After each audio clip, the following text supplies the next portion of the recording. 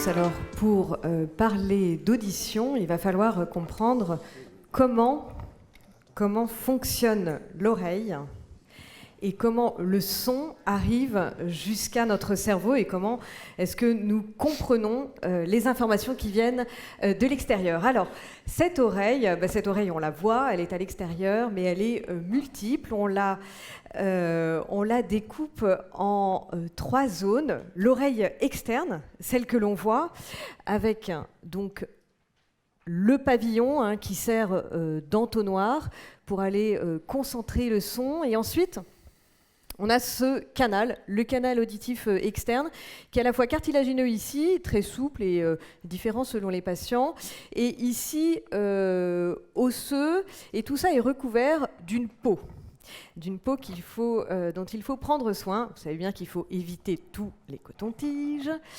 C'est un peu notre truc, les ORL. Et alors, ce canal, dès la transmission du son, il y a du son là ? Ouais. Dès la transmission du son au niveau du canal, il peut déjà y avoir des difficultés lorsque celui-ci est rétréci. Ici, c'est assez marginal, mais ici, ça peut être parfois par des excroissances osseuses, des ostéomes du conduit. Ensuite, on arrive sur l'oreille moyenne. L'oreille moyenne est constituée du tympan, donc cette première partie qui est évidente, et c'est celle-là que regarde le médecin.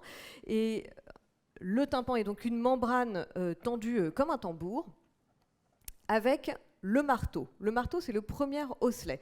Donc le son arrive ici, en onde donc mécanique, vient frapper le tympan, et la transmission de cette onde mécanique est transmise par trois osselets, le marteau, l'enclume, avec l'articulation ici, et l'étrier, le dernier osselet. Dans cette oreille moyenne, quels sont les problèmes qui pourraient qui pourrait être la cause de difficultés ou de ralentissement de la transmission du son? Donc des problèmes de la membrane tympanique qui peuvent être de type perforation ou même distension quand on a eu beaucoup d'otite.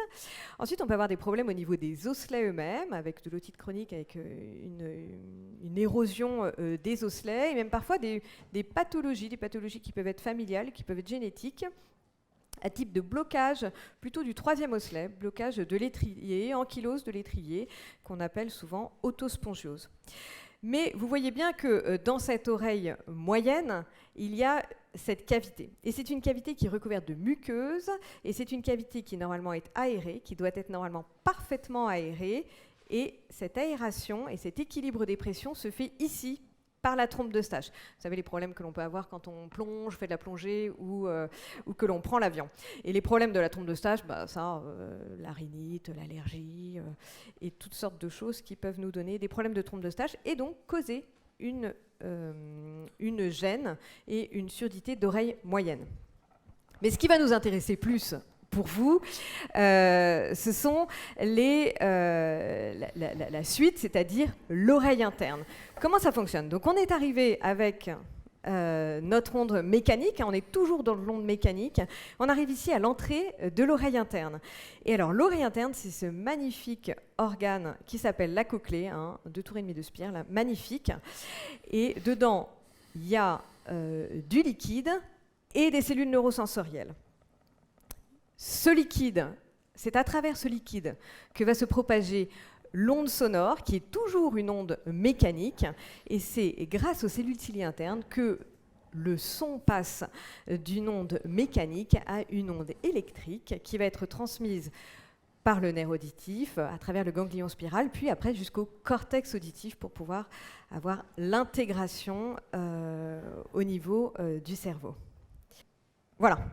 Alors ça, c'est une coupe au niveau de l'oreille interne. Pourquoi ça nous intéresse particulièrement? Parce que c'est l'oreille interne, au niveau de la cochlée, que va se situer le nerf de la guerre.